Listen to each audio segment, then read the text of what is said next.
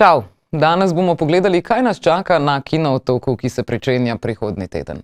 Če boste gledali Megafon TV, se lahko prihodnji teden v četrtek 5. in v petek 6. junija nadejate tudi direktnega poročanja s festivala, ki bo na sporedu oba dni 10 minut pred 6. popoldansko.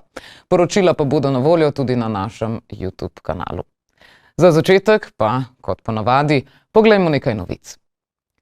Film Navadna hruška režiserja in snemalca Gregorja Božiča, ki bo v Sloveniji premierno predvajan na Kinootoku Izola Cinema, je na beograjskem festivalu Beldog sprejel nagrado za najboljši kratki film festivala, predtem pa so ga predvajali že v Muzeju gibajoče umetnosti v New Yorku, v korejskem Busanu in nemškem Oberhausenu. Bil pa je tudi nominiran za kandidata za Evropsko filmsko nagrado.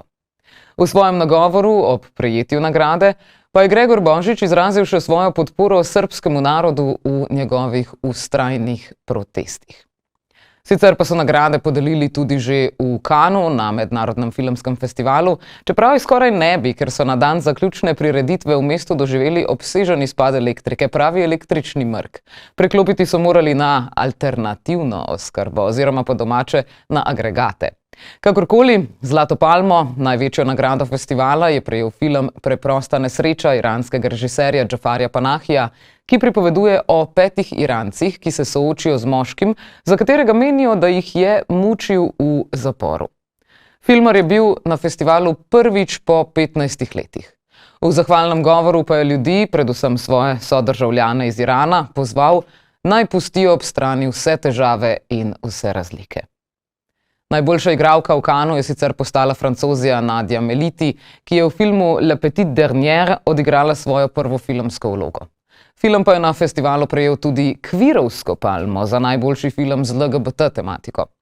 Najboljši igralec je postal Brazilec Wagner Moura za vlogo akademika, ki ga v trilerju o Agente Secreto preganja skorumpirani brazilski minister.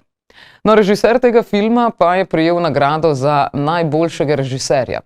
Grand Prix je tokrat šel v roke norveškega režiserja Joachima Trierja za film Sentimentalna vrednost. Nagrado žirije pa sta prejela Oliver Lakse za film Sirat in Maša Šilinski za Zvok padanja. Posebno nagrado pa je v Cannesu prejela znanstveno-fantastična drama Resurrection. Najboljši scenarij pa je imel film Jeune Mère. Med vsemi preostalimi nagradami naj omenim še Imago, ki je pravzaprav postal najboljši dokumentarni film in postal hkrati tudi prvi čečenski film, ki je bil kadarkoli prikazan na tem festivalu. Tako, od nagrad iz Cannes pa k festivalu Kinootok Izola Cinema, ki nagrad sploh nima. Novosti letošnje edicije festivala, ki se v Izoli na več lokacijah pričenja v sredo 4. junija, je na tiskovni konferenci v Kinodvoru predstavila direktorica festivala Tanja Hladnik. Programom Otok v Ljubljani začeli že 7. aprila in sicer se je to zgodilo s projekcijo dokumentarnega filma Direktna akcija 2 režiserjev, ki govori o francoski skupnosti aktivistov in kmetov, ki si družno skupaj prizadevajo za realno umetniško, intelektualno in državljansko pot iz vedno bolj aktualne ekološke in tudi širše družbene krize. Zakaj omenjam ta film? Zato, ker se tematike tega dokumentarca na mnoge načine zrcalijo v naših razmislekih, ki smo jih opravili skupaj v zadnjem letu, ko smo snovali prvo edicijo 3. desetletja festivala Kinootok. Osnovna ideja festivala ostaja enaka kot doslej. In sicer s prikazovanjem avtorskih filmov, vseh oblik, žanrov, dolžin in geografskih izvorov raziskujemo vztrajno in predano raznolikost filmskega izraza, ob enem pa seveda tudi povezujemo na videz ločene, ustvarjalne in miselne svetove. Vse pa ob tem početju, ki je seveda z več vidikov privilegirano, da tega delovanja našega ne uresničujemo v vakuumu, odrezani od sveta, ampak pripravljamo festival seveda v stalnem stiku z družbo, v kateri živimo. Sodobno družbo pa seveda, kot vemo, verjetno vsi tukaj, poleg ekološke krize, ki sem jo že omenila, zaznamujejo še mnoge druge bodi si povezane, bodi si usporedne družbene krize. Če se osredotočimo na audiovizualno industrijo, nam v kontekstu kriz lahko hitro pride na misel hiperprodukcija. Če pogled še zožimo in se kritično ozremo na našo dejavnost filmskega festivala ali festivalov nasploh, pa je nemogoče spregledati po eni strani razrednotenja osnovnega pomena besede festival, po drugi strani pa seveda zelo hitro pridemo tudi do pojava hiperfestivalizacije. Na tem mestu, ko omenjam hiperfestivalizacijo, ne gre le za kritiko poplave festivalov skoraj česarkoli, kar si lahko zamislimo. Nedavno sem nekaj videla plakat za festival avtomobilskih gum, na primer. Ampak gre tudi za kritiko nevzdržne festivalizacije družbe.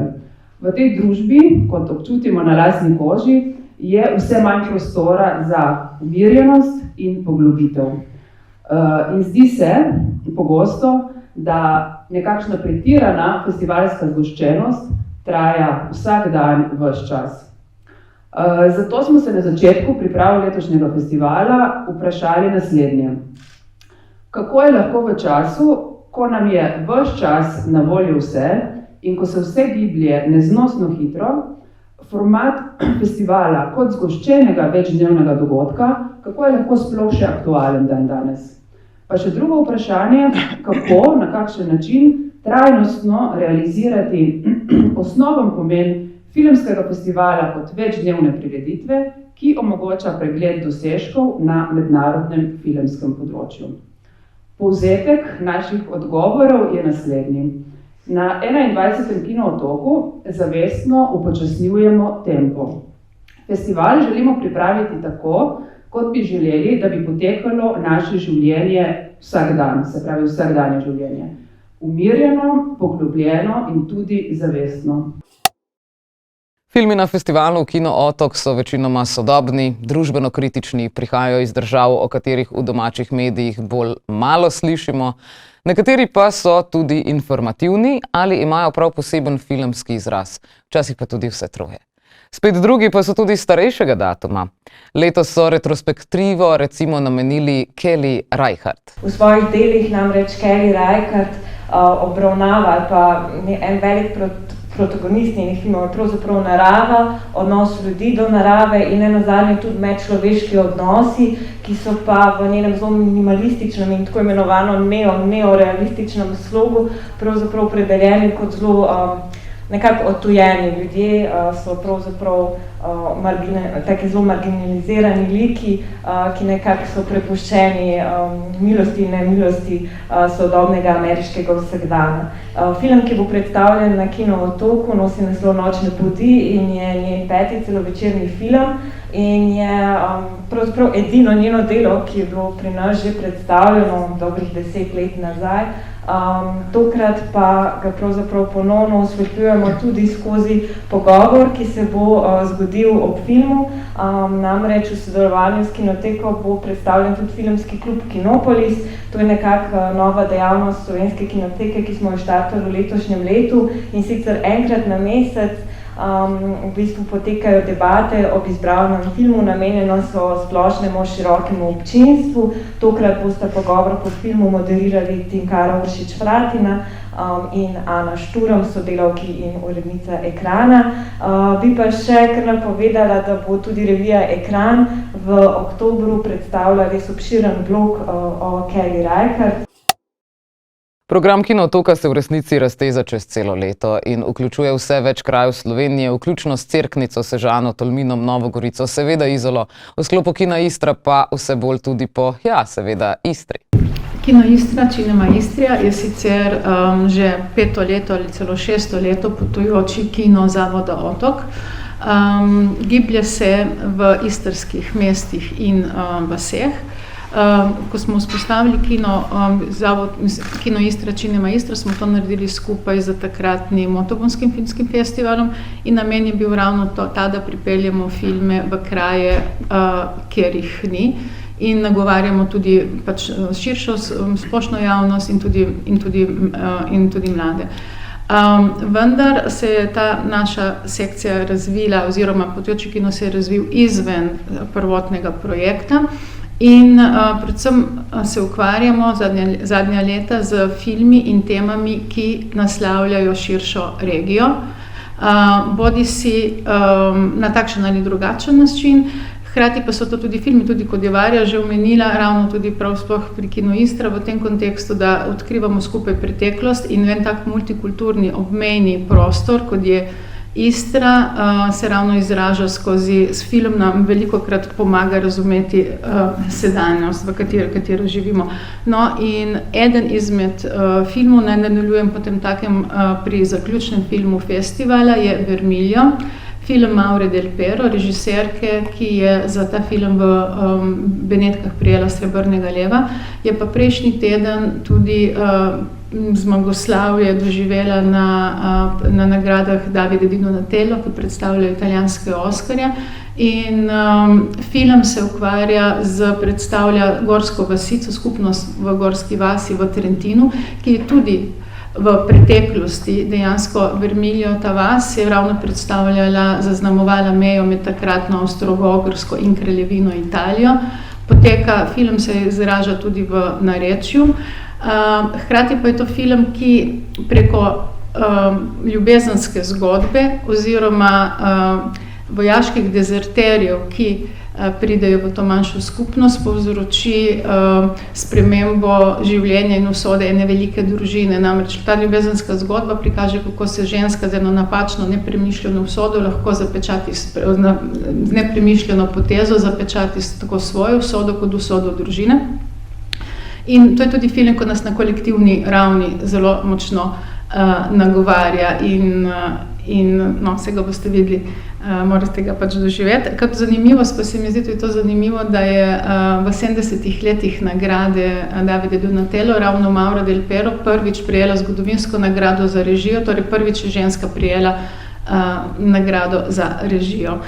Torej, če nadaljujem naprej, imamo, tako kot je Vermilio tudi protivojni film, je naslednji film, ki ga bomo predstavili, Brezmejna srca, Luigija Zampe iz 1950, točno to, ampak tukaj pri Kino Istra moram kot prvo povedati, da sodelujemo z dvema programoma, ki so del uradnega programa Evropske prestolnice kulture, in sicer je to sekcija Evropske prestolnice kulture in gre za retrospektivo Vzhod-Zahod, ki jo z številnimi partnerji organizira Kino Atelje, in Kino Bazalija, ki ga organiziramo skupaj z vodjo projekta Milo Lazić. Torej, in če se spet vrnem na ponovni protivojni film in obmejni, je to Brezmejna srca. Luigi Zampa je bil eden prvih italijanskih neorealistov, film pa je bil navdihnjen z zgodbo delitve, zgodbo meje, ki so jo zavezniške sile potegnile med Italijo in takratno Jugoslavijo. Navdihnjen je ravno z goriško mejo, ko je meja zarisala med vrtove in hiše. Ta film je pa ravno ampak film ni bil potem posnet v Gorici, ampak je bil prenesen na Kras, ker ravno sneman je bil na križu. Film je mogoče malo manj znan, ampak je prekrasen, humanističen film, v katerem je blestela Gina Lollobrigida. Ob tem filmu bomo tudi predstavili ostale projekte filmske, ki so povezani z Evropsko prestolnico kulture. Če pol nadaljujem, sodelujemo z Kino Bazalija. Kino Bazalija je program, ki je posvečen italijanskemu psihiatru Franku Basali. Lansko leto je bila njegova 100. obletnica rojstva. Gre za največjega italijanskega psihiatra 20. stoletja v Italiji, ampak tudi nasploh. Bil je ustanovitelj tako imenovane demokratizacije psihiatrije in zavzemal se je za odprte oddelke oziroma za reformo pri psihiatričnih ustanovah na ta način, da za predpostavko seveda, da so večina bolnikov sposobnih živeti in mora živeti izven zaprtih oddelkov. v tem kontekstu Kino Bazalija je tak projekt, moram še malo več povedati o projektu kot takem, bo potoval, no, in ena od postojank bo ravno Kino Istra na Kino Otoku in se bo kasneje tudi nadaljeval v številnih krajih, no, tako malo podobno kot Kino Istra. Ampak film, ki ga bomo prikazali, mislim, eden nosilnih, mogoče jaz bi rekla, eden zelo pomembnih filmov, ki gre za prelomni dokumentarec, Matti da Slegare, Odvežimo norce iz 70-ih let. Posneli pa so ga 4 režiserji, ki so bili veliki kolektiv in še dan danes to so pač vsi avtorji, ki veljajo za najpomembnejše italijanske cineaste. Tukaj posneli so ga Marco Bellocchio, Silvano Agosti, Sandro Petraglia in Stefano Rulli. Slednji bo tudi gost na projekciji. Film predstavlja, gre tudi za eden pomembnih primerov aktivističnega italijanskega filma, predstavlja in pomagal je k reformi psihiatričnih ustanov v Italiji. Namreč pripoveduje zgodbo, ki pripovedujejo 4 pacienti psihiatričnih ustanov, ker tudi sami predlagajo rešitve, kako se lahko pač ljudi vpelje v družbo. Velja pa tudi za enega pomembnejših dokumentov glede zgodovine duševnega zdravja nasploh. Film je bil posnet leta 1975, čez 3 leta je bil sprejet zakon, ki je pomagal k reformi, tako imenovan zakon Bazalija. Vsekakor pa ne gre pozabiti na brezplačne projekcije pod krošnjami v bližini Izolskega svetilnika, ki so namenjene kratkim filmom. Gre za edini festivalski program Kino Otoka, ki deluje na osnovi javnega poziva. Letos smo dobili rekordno število prijav, kar nas izjemno veseli, hkrati nam je pa predstavljalo tudi velik izziv, ker se je izbiralo med številnimi odličnimi filmi. Gre za netekmovalni program kratkih filmov, v katerem ob bok postavljamo še neuveljavljene avtorje vseh generacij in uveljavljene filmske ustvarjalce, ki so tudi dobri znanci mednarodnih filmskih festivalov. S takšno kombinacijo raznolikih filmov želimo gledalcem predstaviti in približati kakovostne filme v vseh fazah ustvarjanja. Posebno pozornost letos namenjamo izvrstnim študijskim filmom, ki dokazujejo, da lahko avtorske ideje in inovativni in pristni izrazi presežejo produkcijske omejitve.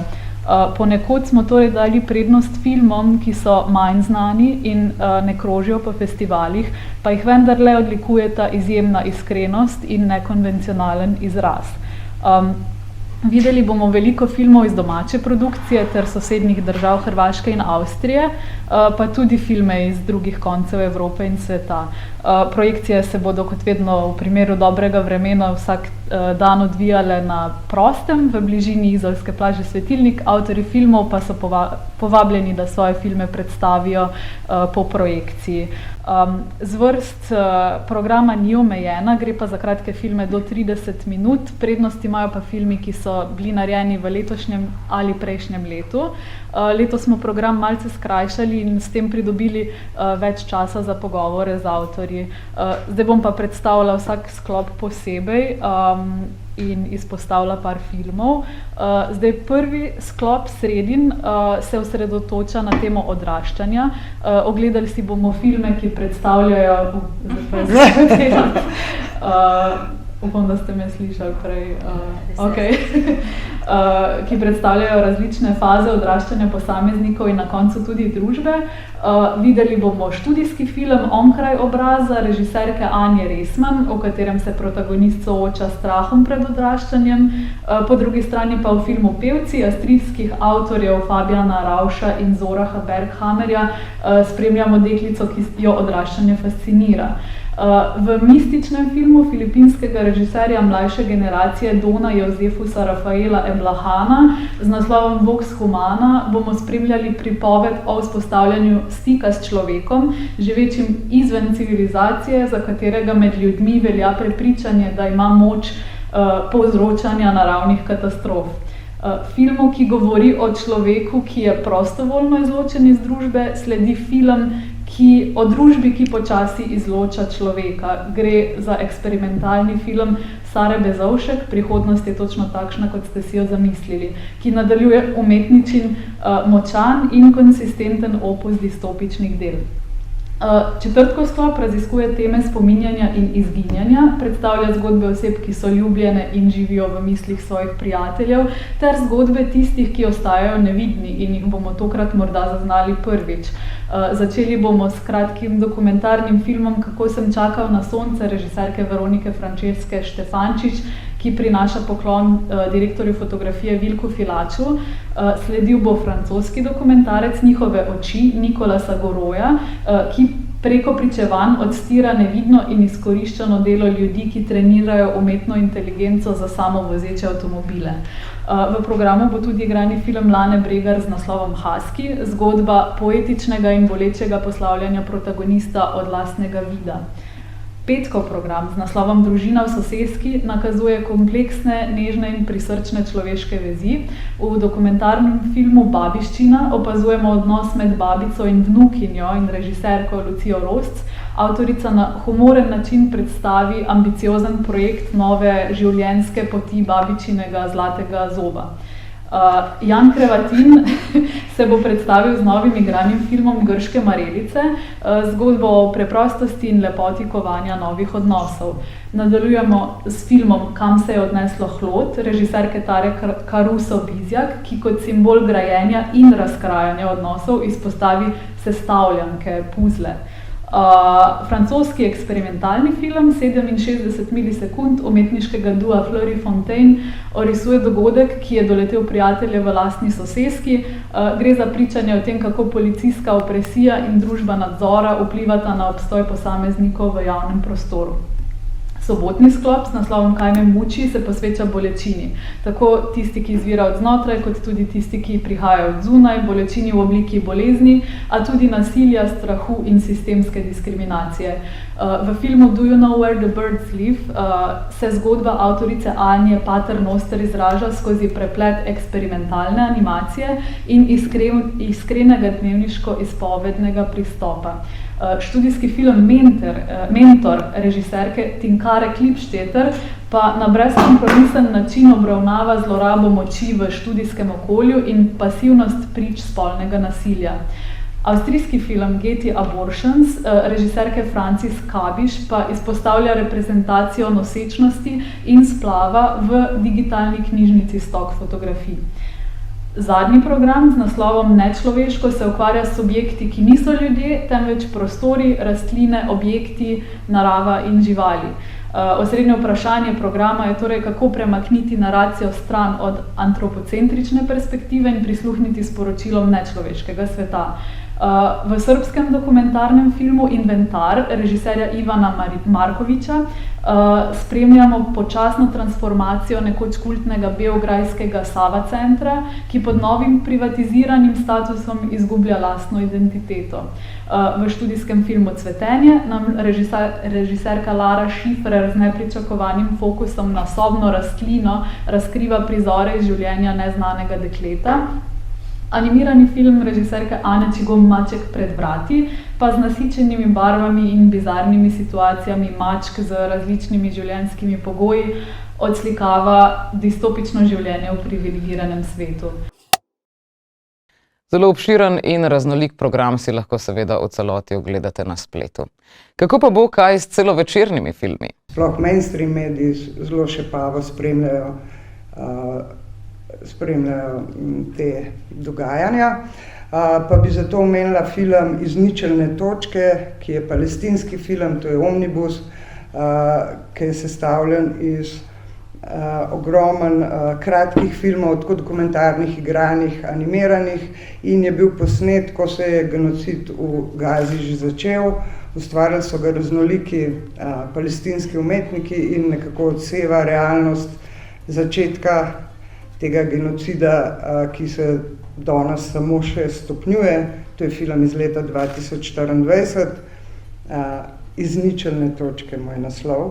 Potem bi omenila film Prisluhni glasovom, film, ki je sicer belgijske produkcije, ampak tudi režiser in pa režiser prihaja, film pa se dogaja v francoski Gvajani in govori o neki realnosti, ki je posledica kolonizacije, skratka povezani svetovi, ne pa vzporedni, o katerih je govorila Tanja.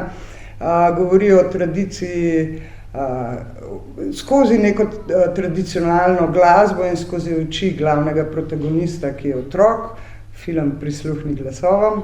In še tretji film bi omenila v tem skupnem jeziku kulture in umetnosti, ki nam razkriva neke kotičke sveta, za katere ne bi vedeli. Sicer to je film Puja Sir, film, ki bo tudi predvajan v letnem kinu v petek.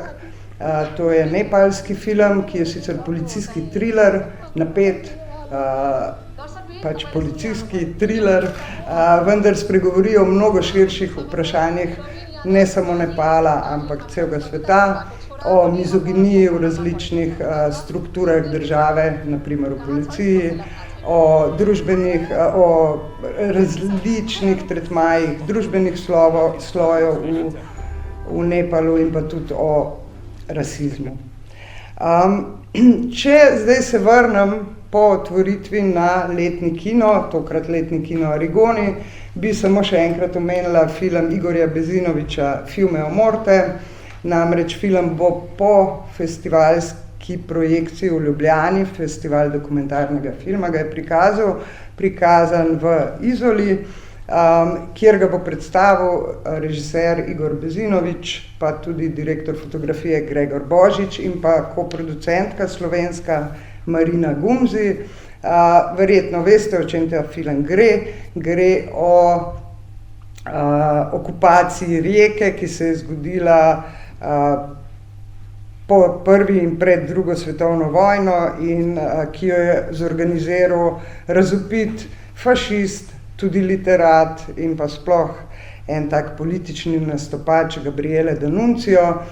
Dokumentarni film Igorja Bezinovića se seveda tematike loti na en zelo avtorski način, po drugi strani pa je Igor Bezinović tovrstni avtor, ki mu gre zelo za neko podatkovno verodostojnost, tako da v resnici to okupacijo kljub zelo zanimivim formalnim pristopom obravnava kronološko in v resnici prvič v umetnosti naredi eno kronološko zaporedje te okupacije. In če ostanemo pri tovrstnih kultnih osebnostih zgodovine, ki mečejo senco na tudi še na sodobnost, bi omenila film Razpuščanje vladarja, črnogorski film režiserja Ivana Salatića, ki tudi pride v Izolo in bo film predstavil v živo. Ivan Salatić je najprodornejši sodoben črnogorski režiser. Črna Gora snema precej malo filmov, Ivan Salatić jih je pa posnel že kar nekaj. Njegov film je tudi ene vrste zgodovinska drama, je fikcijski film, ki je nastal na podlagi razmišljanja Salatića o liku in delu Petra II. Petrovića Njegoša, velike osebnosti, tudi naše zgodovine. Zintrigiralo ga je namreč to, kako Petra Petrovića Njegoša, kako so ga tako socialistična oblast kot tudi nacionalisti po razpadu Jugoslavije vzeli za nek lik, ki so ga izkoriščali oziroma uporabljali za svoj narativ. In če govorimo o sencah velikih osebnosti, ki iz zgodovine še vedno padajo na sodobnost, bi omenila še film Generacije podob avstrijskega avtorja Johannesa Geirlingerja, ki bo tudi prisoten v Izoli. Johannes pa se ukvarja z arhivskimi filmi, z raziskovanjem arhivov in tokrat je šel v Albanijo, kjer je tudi s stikom z realnostjo, se pravi ne samo v albanskih arhivih, kjer je raziskoval v bistvu reprezentacijo države skozi filmske podobe. To so Tudi Albanija je bila ena od držav, ki so nekako svoj renome postavile na teh filmskih podobah, zlasti svojega voditelja, ampak tudi kot navidezne realnosti, ne. Pričujoča oddaja je žal veliko prekratka, da bi lahko v njej predstavili vse filme Mednarodnega festivala Kino Otok. Zato bomo to, kot sem že omenila, počeli tudi sproti. V četrtek 5. in petek 6. junija ter v ponedeljek 9. junija lahko kratka poročila s festivala spremljate na Megafon TV 10 minut do 6. popoldanske, sicer pa si jih boste lahko gledali tudi na našem YouTube kanalu Megafon TV. No, več vsekakor v prihodnji oddaji In akcija, do takrat pa se imejte lepo in se vidimo kaj na Otoku.